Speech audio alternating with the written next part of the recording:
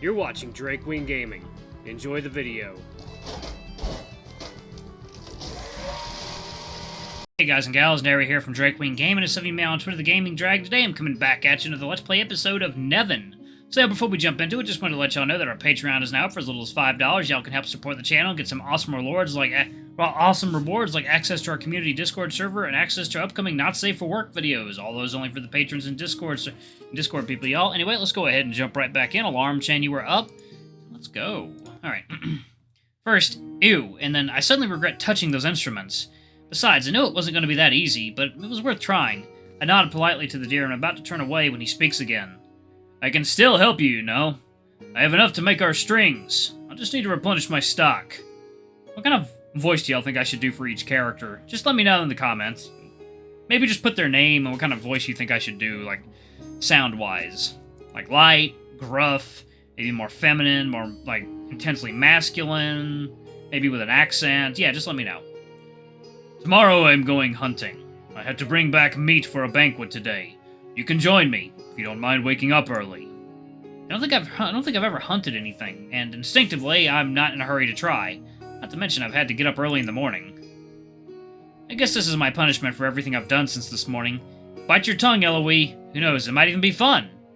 Well, so be it. It looks like we have a deal. Just, come wake me up if you don't mind, just to make sure. He rolls his eyes and goes back to his carving. Let's say it's his way of saying yes. From the hallway, I can hear the clink of steel, which instantly causes me to recall the fight I witnessed the day before. At once as I remember the sound of flesh tearing, then shake my head to think of something else. I don't know why my brain seems so intent on reminding me of things I want to forget today, but I really want to thank it for that. It's a real pleasure. The further I go in the direction of the training room, the more I feel a certain uneasiness building up inside me. Am I really cut out to be a warrior? I'm smaller than average, clearly weaker, and I don't even have a brand. So the answer is an obvious no. Unfortunately, it seems I have no choice. I need to be able to defend myself. Why can't the world just be little birds and pretty males who worship me? Let's be honest. I'd probably get bored after a while. And for all that I enjoy love songs, it's far more interesting to sing about tragic heroes and the struggles of our warriors. If I want to live in a world that gives me material to work with, I must also endure said material. What better way to find inspiration than to be in the middle of chaos? I'd just rather not have to be in the fray. To be able to observe from far enough away to be safe. Finally, I end my mental conflict and stop in front of the large pine door to the training room and attempt to push it open. Holy crap, how heavy is this? Is that part of my training to be able to get in? Pushing with my shoulder and leaning heavily on my paws, I finally manage to swing it open. I almost fall, but this time my reflexes seem to work properly and I catch myself on the heavy iron knocker of the door. Not this time, gravity. Fortunately, no one saw my graceful entrance. In fact, the only two people in the room are Gillant and Melbjorn, and they are engaged in a fierce duel. Ooh. The rest of the room is covered with all kinds of weaponry, looking more like a trophy room than anything else. Focusing on the duelists, I don't really feel like I'm watching a sparring session, but rather a real fight. Something given the intensity of the blows and the fact that both opponents use real weapons. Armed with an axe and shield, the prince blocks and returns blow for blow with surprising celerity given his size. Holding his sword firmly in both paws this time, it is Gillant who is on the defensive, though without losing his grace. The bear's brutal blows are either deflected or momentarily blocked by the feline. He seems well aware that in an overly prolonged exchange, the prince will have the upper hand. Melbjorn is also aware of his strength, using his shield almost as much as his axe when it comes to going on the offensive. He bashes several times the blade of the masked warrior with his shield to force him to open his guard, in order to follow up with a strike of the axe that aims at the flank or his head. There's no verbal exchange between the two, no insult or taunt. They seem to understand and respect each other with a simple look. It is in this silent agreement that I can somehow understand the importance of fighting for the prince. If I didn't know they were on the same side, I would be convinced that they were trying to kill each other. But the more I look at them, the more I see their smiles. They're having fun. I don't know if it's stupidity or insanity, but they're enjoying the fight. I'm starting to think I'm not going to just bash on a dummy. Please don't put me through a real fight. To be honest, I expected Melbourne to be overprotected and out of touch with the realities of our world, but he's clearly the type who likes to take risks. Given the love most Frostians have for war, should I really be surprised that our leaders embodies them so wonderfully? My ramblings are once again interrupted when the din caused by the fight suddenly stops. I see the prince take a breath, looking satisfied before turning to me. Look at y'all, water time.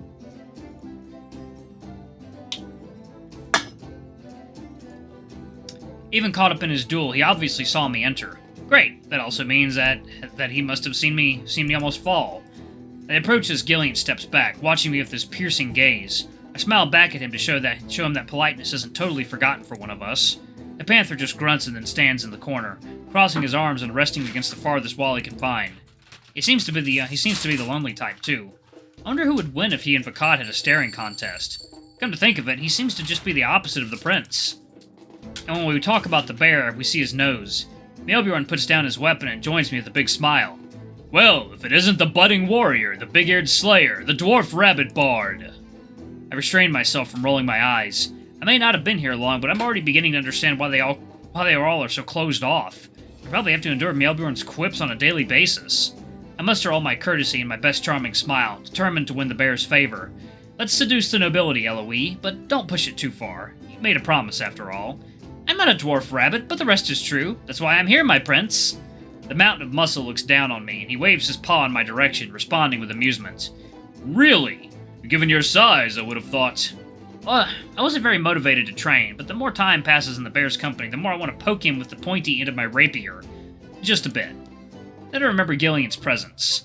He'd probably make a roast out of me if I lifted a finger against the bear. Well, the dwarf rabbit will have to teach the prince a lesson or two, I suppose. I wink playfully at Melbjorn, and that makes him chuckle. He seems to be enjoying verbal jousting, though I expected him to be more sensitive than that, given his rank. Gillian, on the other hand, seems decidedly far less appreciative of my manners. Obviously, I had to be more careful than that when talking to the prince in his presence.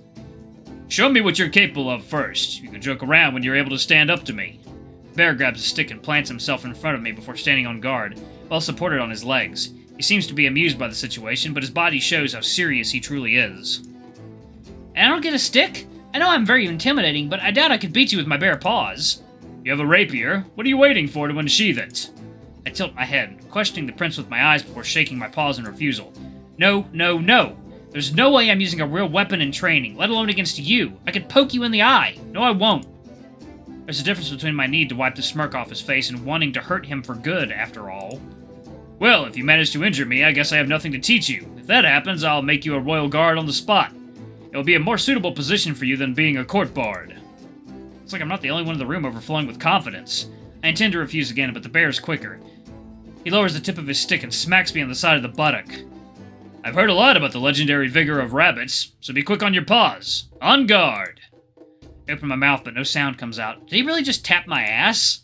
Okay, I accept the challenge. Quickly, I grab my rapier and pull it out of its scabbard before preparing to fight. I allow myself to address Gillian, who is silently observing the strange duel. If anything happens, I want you to note that it was not my idea. I managed to wring a wry smile from the panther.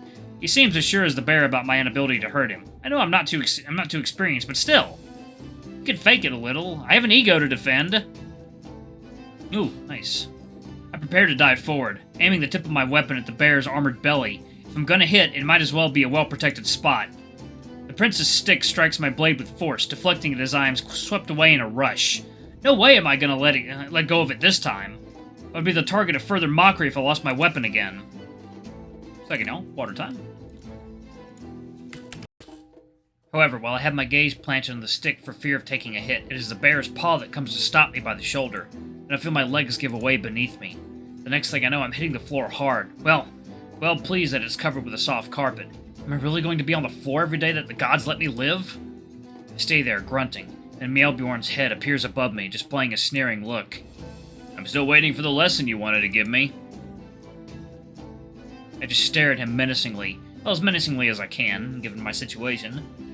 Then he holds out his paw, and I hesitate to grab it for a moment. He would be capable of humiliating me some more.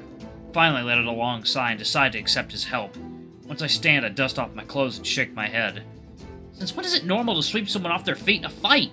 I thought we were supposed to be practicing with weapons. It's a mistake to think that a fight consists of elegant swordplay and honor among gentlemen. Anything that can help you survive is useful. Wonderful. Now he's going to give me a life lesson. Ah!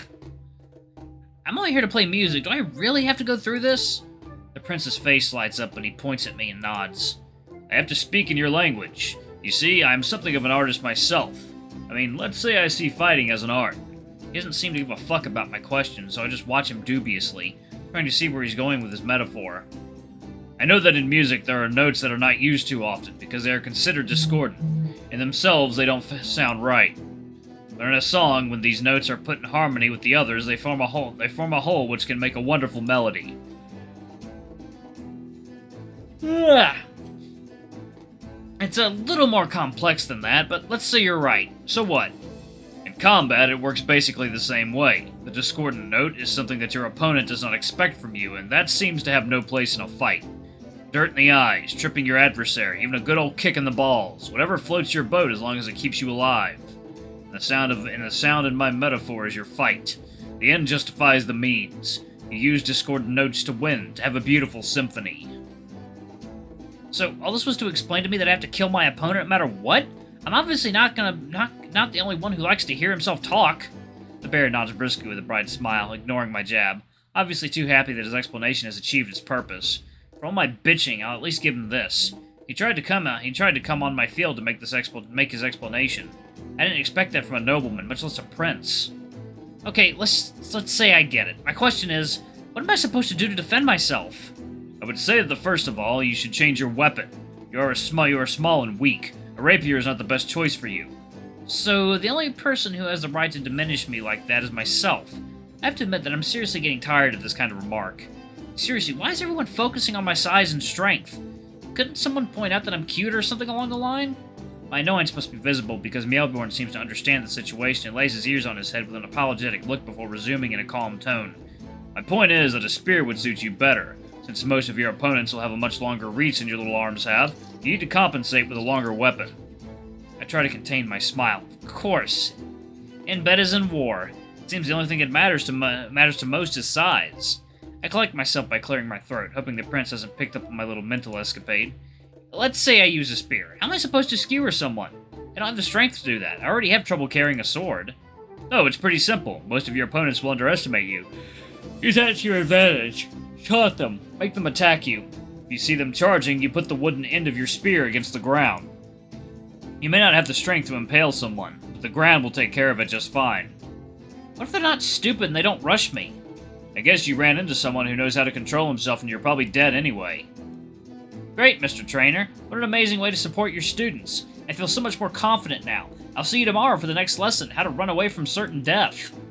Anyway, I can't do that. I care about this weapon. It was given to me by a friend, so I have to take care of it. That's cute, but it won't save you. In all honesty, I'm sorry if it offends you, my prince, but I doubt your advice will help me much. In fact, my physicality is not the only problem I have with fighting. It's just not my nature. I'm here to love and sing, not to fight. I really don't enjoy violence. Also, I tend to freeze up when I'm scared. It's a rabbit thing. Like, you know, water time.